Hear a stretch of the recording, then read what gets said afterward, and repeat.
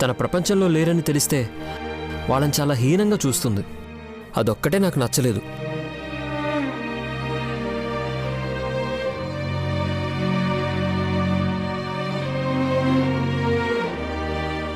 మనసి మనసి అర్రే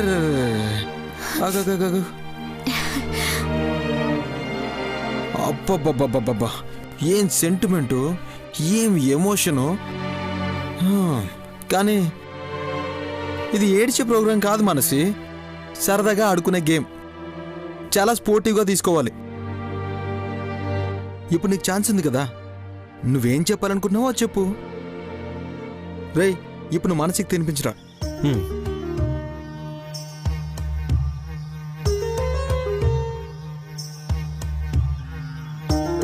ఇప్పుడు నువ్వు చెప్పు మనసి, ఎక్కడా తగ్గద్దు, ఉన్నది ఉన్నట్టు చెప్పి. ఈ లోకంలో నన్ను ఎక్కువగా ఇష్టపడేది మృదుల, ఆ తర్వాతనే అమ్మ. వాళ్ళకన్నా ఎక్కువగా ఇష్టపడి ఎక్కువగా ప్రేమించే మనిషి ఉంటారని అస్సలు ఊహించలే. కానీ ఊహించని విధంగా నా జీవితంలోకొచ్చిండు. కొండంత ప్రేమ చూపించిండు.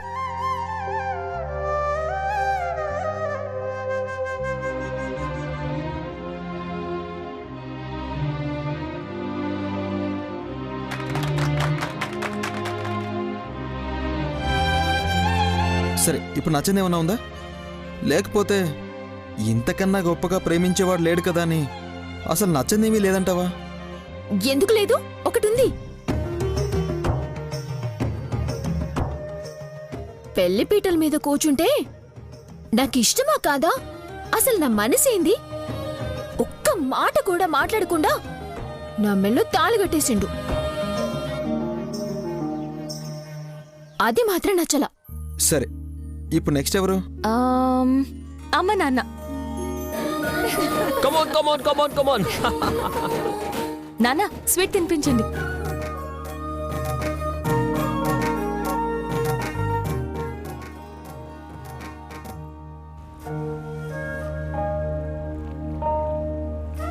అప్పటికే ఆయన పెద్ద డాక్టర్.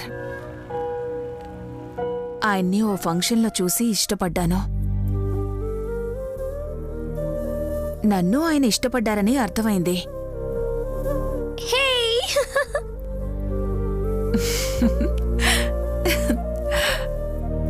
కానీ చెప్పాలంటే భయం.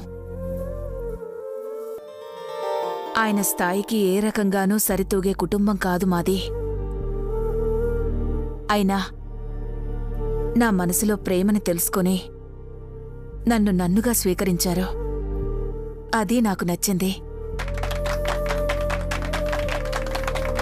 మరి నచ్చింది? ఒకే ఒక్క విషయం. ఒకసారి నాకు ఒంట్లో బాగాలేదు. అయినా ఏదో వ్రతం కోసమని ఉపవాసం ఉన్నాను. ఆ ఆరోగ్యం బాగాలేకపోతే ఉపవాసాలేంటని నెల రోజులు నాతో మాట్లాడలేదు. వ్రతాలు చేసేది ఆయన క్షేమంగా ఉండాలనే కదా. అర్థం చేసుకోకుండా కోపడ్డారని నాకు చాలా కోపం వచ్చింది. నేను మాట్లాడడం మానేశాను.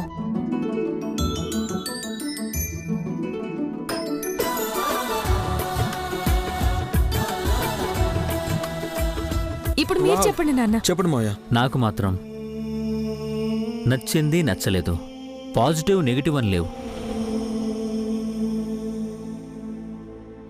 తనే నా జీవితం.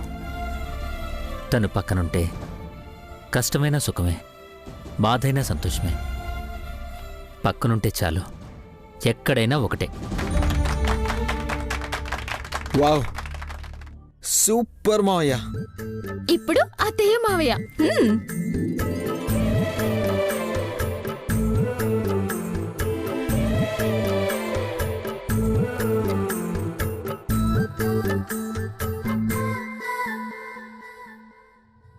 ఏంది మావయ్య, అర్థం చూస్తుంటే మాటలు రావట్లేదా ఏంది?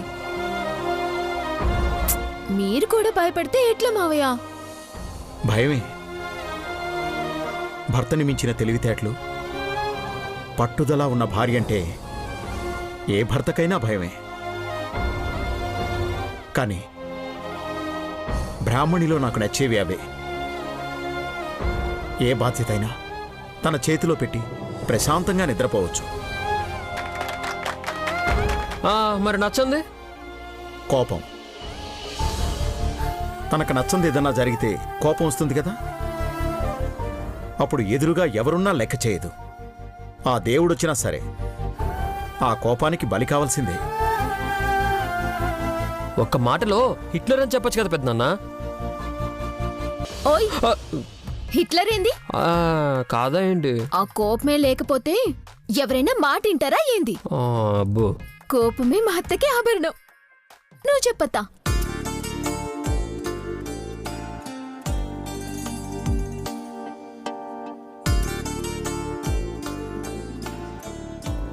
నాకు నచ్చింది ఆయనకి నా మీదున్న ప్రేమ.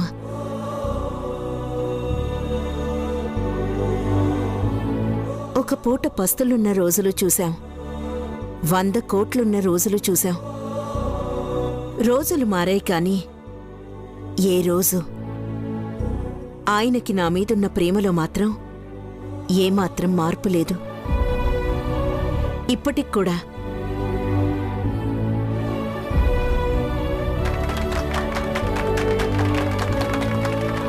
నువ్వు సూపర్ మావయ్య.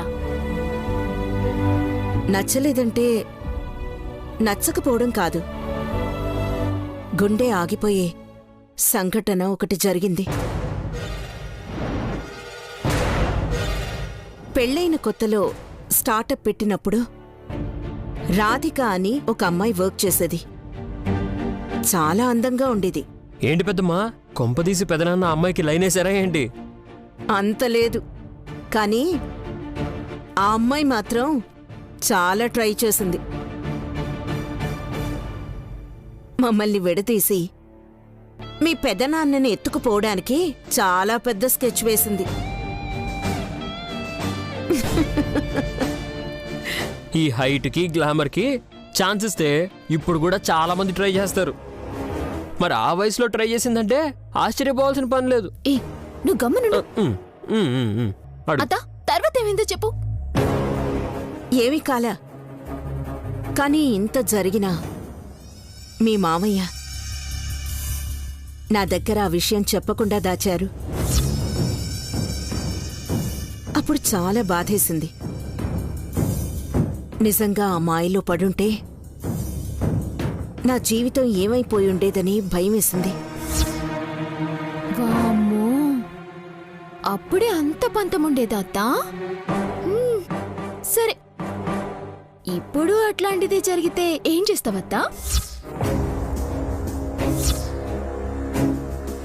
అప్పుడైనా ఇప్పుడైనా ఆయన మీద ఏ ఆడదాని నీడ పడినా, ఈయన చూపు ఏ ఆడదాని మీద పడినా చంపేస్తాను.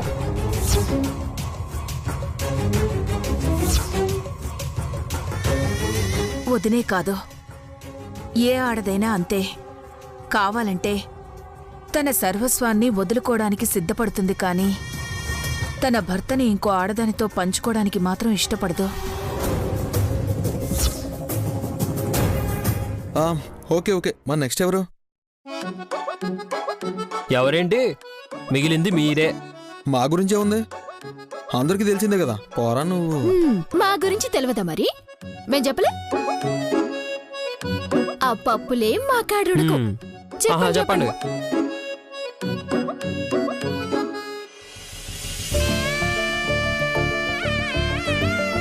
చెప్పనయా? చెప్పు. చెప్పు చెప్పు బావా. చెప్పనయా? చెప్తాను చెప్తాను. నచ్చిన విషయాలంటే చాలా ఉన్నాయి. తన మనసు, తన ప్రేమ, తన బాధ్యత అన్నీ ఇష్టమే.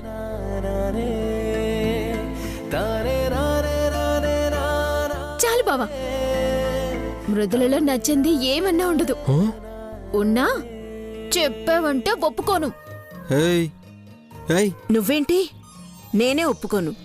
నా కోడలు బంగారు కొండ. సరిపోయింది కదా మృదుల, ఇప్పుడు నువ్వు చెప్పు. బావా స్వీట్ తినిపించు. అనే తినిపి.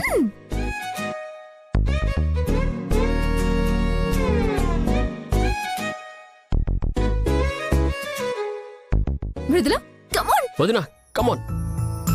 మా మధ్య ఉన్న అనుబంధం ఏ రోజైతే మొదటిసారి యాక్సిడెంట్ జరిగినప్పుడు పాలతో ఆయన్ని అభిషేకం చేశానో అప్పుడే ఆయన నా కోసం పుట్టారని తెలిసిపోయింది.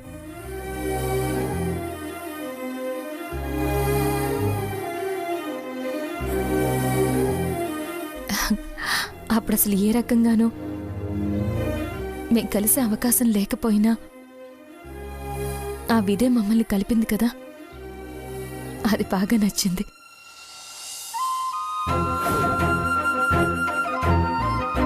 నచ్చంది అన్నయ్య చెప్పలేదు కదా, నువ్వు కూడా చెప్పకూడదు వదినా. అదేం లేదు, చెప్పాలనుకున్నది చెప్పేయడమే. నేను ఏ తప్పు చేయనని తెలుసు, అయినా మనసులో ఏదో పెట్టుకుని అదేంటో చెప్పాక కొద్ది రోజులు దూరంగా ఉన్నారు కదా, అది నచ్చలేదు.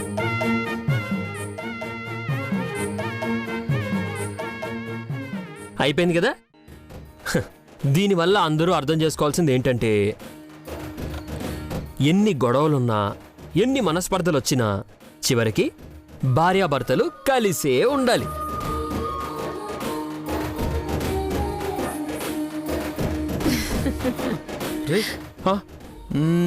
అబ్బా, ఎందుకనయ్యా? ఫస్ట్ టైం రా, తిక్క తిక్కగా కాకుండా చక్కగా చెప్పవరా.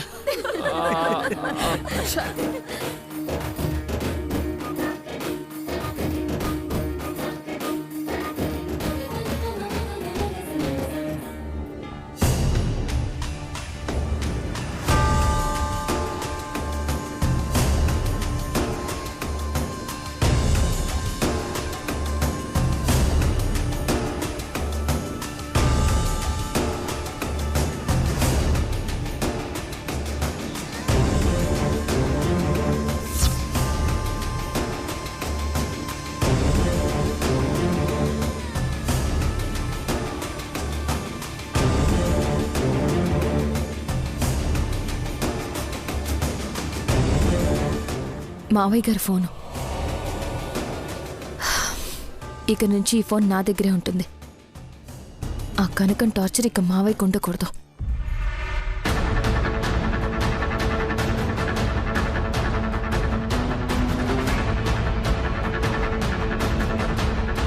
అసలేంది మనిషి కథ?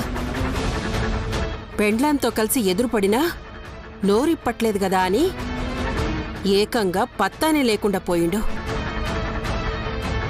అస్సలు భయం లేకుండా పోయింది మనిషికి. చెప్తా.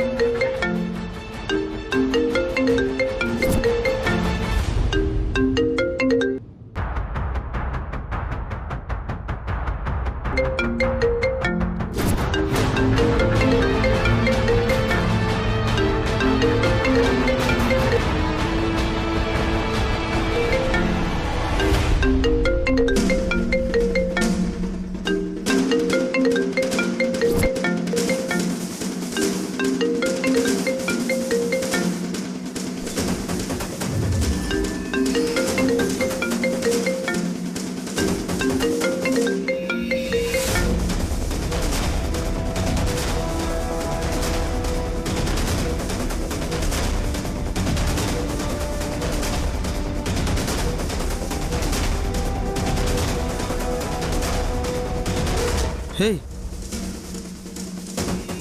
నాన్న ఫోన్ ఏంటి ఇక్కడ ఉంది?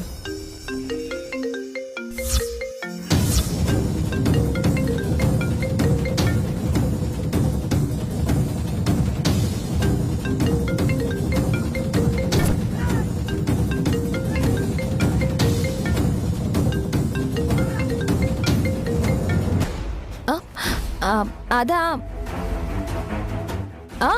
నా ఫోన్లో సిగ్నల్స్ లేకపోతే ఒక కాల్ చేద్దామని మావిని అడిగి తీసుకున్నాను. అవునా? ఓకే సరే, నేను తీసుకెళ్ళి ఇస్తాను. అరే ఏయ్ కాల్ కూడా వస్తున్నట్టుంది. అది ఆ, మీరెందుకు నేనే ఇచ్చేస్తాను. సరే. ఏయ్ ఇవని ఏయ్ మృదుల,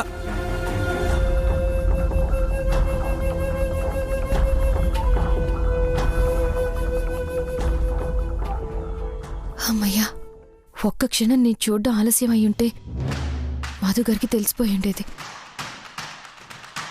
అయినా ఇలా అనుకున్నానో లేదో అప్పుడే ఫోన్ చేసేసింది. అత్తయ్య పక్కనున్నప్పుడు ఫోన్ వస్తే మావయ్య ఇబ్బంది పడతారని నా దగ్గర పెట్టుకున్నాను. అదే మంచిదైంది.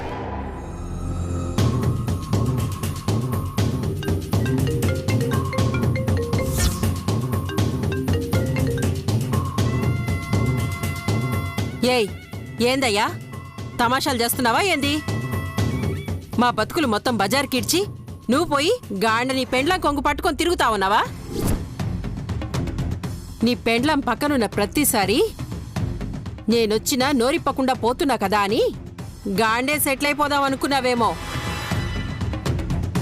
ఏదో 1-2 సార్లు పోన్లే అని గమ్మునున్నా. ఇప్పుడు నువ్వు వెంటనే బయలుదేరి రాలేదనుకో, తిన్నగొచ్చి నీ పెండ్లం దగ్గర నీ బండారం బయట పెడతా. అయినా ఏందయ్యా నీ కథ? అసలేందనుకుంటున్నావు? గా సైట్ రాసిమ్మని అడిగినా అంటే అర్థమైంది నా సొంతం కావాలే. మళ్ళా దాని పక్క ఎవరు చూడకూడదనే కదా. మళ్ళా మధ్యన ఈ లొల్లి ఏంది? అసలు ఆడ నువ్వేం చేస్తున్నావయ్యా? పెద్ద మగాణ్ణంటావు, ఆ మాత్రం పెండ్లాన్ని కంట్రోల్ చేయలేవా? ఇగో ఆకసారి చెప్తున్నా, నీ పెండ్లాన్ని బెదిరిస్తావో, కాలు పట్టుకుంటావో, ఏం చేసుకుంటావో చేసుకో. కానీ మళ్ళా ఆ సైడ్ దగ్గరికి వచ్చుడు కాదు కదా, దాని గురించి మాట్లాడనీకి కూడా ఈళ్ళే. కాదు కూడదని బెట్టు చేసినావో నా సంగతి ఎరికే కదా. తిన్నగా నీ పెండ్లం దగ్గరికి వచ్చి తాళిబొట్టు చూపించి నీ మొగుడి మీద నీకెంత హక్కుందో నాకు గంతనే ఉన్నది అని, ఆస్తిలో సగం వస్తుంది అని నట్టింట్లో మకం పెడతా. ఏమనుకున్నావో? ఏయ్ సమజైనదా లేదా? మాట్లాడవేంది? నువ్వు మాట్లాడడం అయిపోతే మాట్లాడదామని వెయిటింగ్. మాట్లాడడం అయిపోయిందా? ఇంకా ఏమైనా ఉందా? ఏయ్ నువ్వు? అవును, నేనే ద గ్రేట్ కృష్ణప్రసాద్ బ్రాహ్మణి దేవుల కోడల్ని. నీకు ఇదివరకే చెప్పాను, మళ్ళీ చెప్తున్నాను, పిచ్చి పిచ్చి వేషాలు వెయ్యకు. ఏందే నువ్వు నాకు చెప్పేది? నాకు గాని తిక్కలేసి నోరిప్పిందనుకో ఏం చేస్తావు? ఏం చేస్తావు? నోరు మూసుకుని ముందు నేను చెప్పేది విను. నీకు నష్టం జరిగింది నిజమే, అందుకే నువ్వేం చేస్తున్నా మావయ్య మౌనంగా ఉన్నారు. కానీ శృతి మించితే మాత్రం ఇలాగే ఉంటారని అనుకోవద్దు. ఆయన నీకు జరిగిన నష్టానికి నష్టపరిహారం ఎప్పుడూ అయిపోయింది. అయినా మా మావ ఏమన్నా కావాలని నీ మనుషుల్ని హత్య చేశారా? యాక్సిడెంట్ జరిగిందంతే. ఇలా యాక్సిడెంట్లు చేసిన వాళ్ళందరూ పరిహారంగా పెళ్లిళ్ళు చేసుకుంటారా? ఇప్పుడు నువ్విలా టార్చర్ పెడుతున్నావని కోర్టులో కేసేస్తే నీ పెళ్లి చెల్లదు.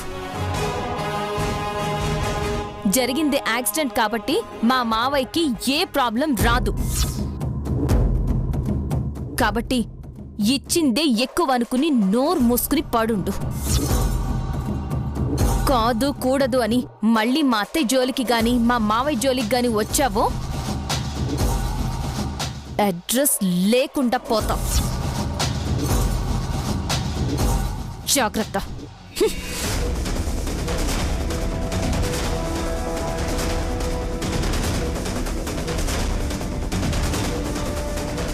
ఎంత మాట నిందిది!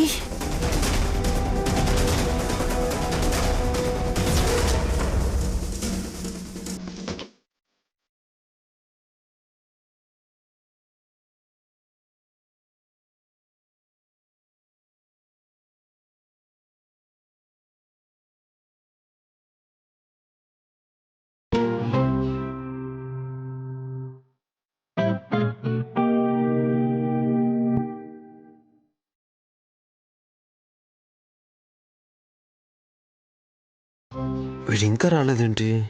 ఎప్పుడు వస్తాడు? రే ఇంత లేట్ ఏంట్రా? టైం అవ్వట్లేదు. బా అందరూ పడుకోకుండా అప్పుడే ఎలా మొదలు పెడతా ఉన్నాయా? ఎందుకు తెచ్చేవాలేదా? తీ పెళ్ళాన్నైనా మర్చిపోతాం గానీ మందునెలా మర్చిపోతాం అన్నయ్య? పొద్దునే తెచ్చి ఇంట్లో పెట్టా. ఏంటి ఇంట్లో పెట్టావా? ఆ రే దొరికితే చంపేస్తారు. ఎందుకు ఎక్కడ పెట్టావు? దొరికేటట్టు పెడతావా ఏంటి? ఎవరికి డౌట్ రాకుండా కూల్ డ్రింక్స్ లో ఆల్రెడీ మిక్స్ చేసి నా రూమ్ లో పెట్టా.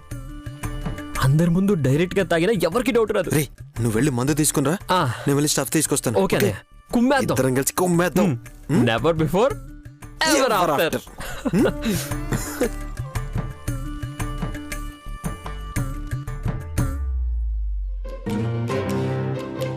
కుడి ఎడమైతే పొరపాటు లేదోయ్, ఓడిపోలేనోయ్.